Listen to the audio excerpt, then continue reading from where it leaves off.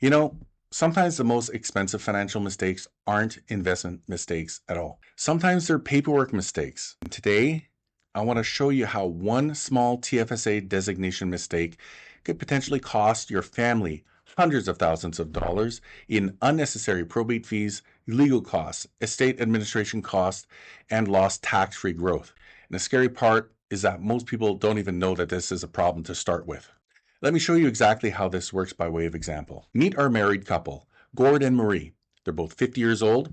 Gord has a TFSA worth $150,000 after making his contribution this year, and Marie has the exact same amount, just to keep things simple. We're going to assume they continue contributing $7,000 per year till age 65 at 8% annual return, and we'll assume they never really need to spend this money in retirement. Frankly, for many retirees, the TFSA eventually becomes the last pool of money they ever spend. Why? Because it grows tax-free. There's no mandatory withdrawals. It doesn't create taxable income. It doesn't affect income-tested government benefits like OAS. And because of that, many affluent retirees preserve their TFSA for decades. And here's where it gets a little bit interesting. Under these assumptions, by age 65, Gord's TFSA grows to approximately $681,000. And then let's assume he stops contributing, but the money continues to grow tax-free. By the end of the year in which Gord turns 83, roughly life expectancy for a male non-smoker, his TFSA has grown to approximately $2.7 million. And at that point in the story, poor old Gord, he kicks the bucket. What a quitter. Now let's assume Marie is still alive at age 83, and if the TFSA paperwork was done correctly, Gord named Marie as successor holder on the account. And this is where one of the most misunderstood planning concepts in Canada really starts to matter, because successor holder and beneficiary are not the same thing. Not even close. Here's the important distinction. A beneficiary receives the money from the TFSA after the account effectively closes. But a successor holder actually continues that TFSA itself. This is a massive difference, because if Marie is named successor holder, Gord's $2.7 million TFSA rolls directly into Marie's TFSA without using TFSA contribution room. The account continues. The tax-free status continues. Everything keeps compounding tax-free. And that's exactly what we want.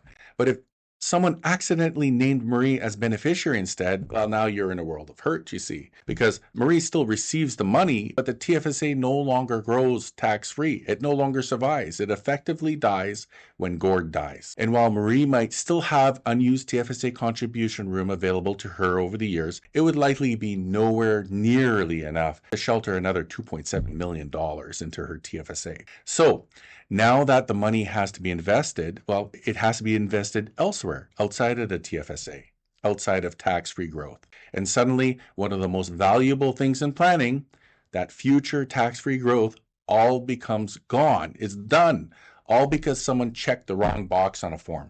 But hold on to your socks, ladies and gentlemen, because it gets much worse. Much, much worse. Let's continue the story. Marie already had her own TFSA growing all these years as well. So by the time Gord passes away at age 83, Marie's TFSA has also grown to approximately $2.7 million.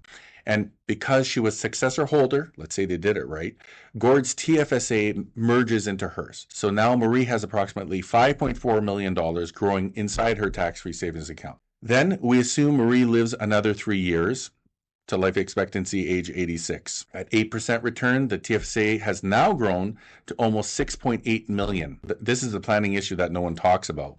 Did Marie change her designation on her TFSA from Gord as successor holder to her kids as beneficiary? And what happens if Marie no longer has capacity, legal capacity to do so? Keep in mind, Gord dies at age 83. I mean, at that stage of life, let's be honest, we're probably not updating TFSA paperwork between pickleball games and doctor's appointments. And unfortunately, dementia, Alzheimer's, cognitive decline also becomes more increasingly common as we age. So maybe Marie no longer has the legal capacity to update beneficiary designations, and maybe no one established contingent beneficiaries ahead of time. Now, one important clarification here. Even if the kids are properly named as contingent beneficiaries, they do not inherit the TFSA itself.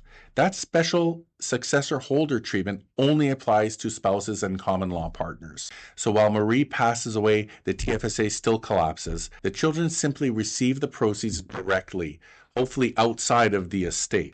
This is where things can become increasingly expensive, because if there are no proper contingent beneficiaries in place, that TFSA may ultimately have to flow through the estate. And now we've got a major problem, because once assets flow through that estate, you might have to deal with probate fees, executor compensation, legal fees, accounting fees, estate administration costs, delays, and sometimes family conflict, because money can do that. And when we're talking about a TFSA worth $6.9 million, I mean, that's a staggering amount.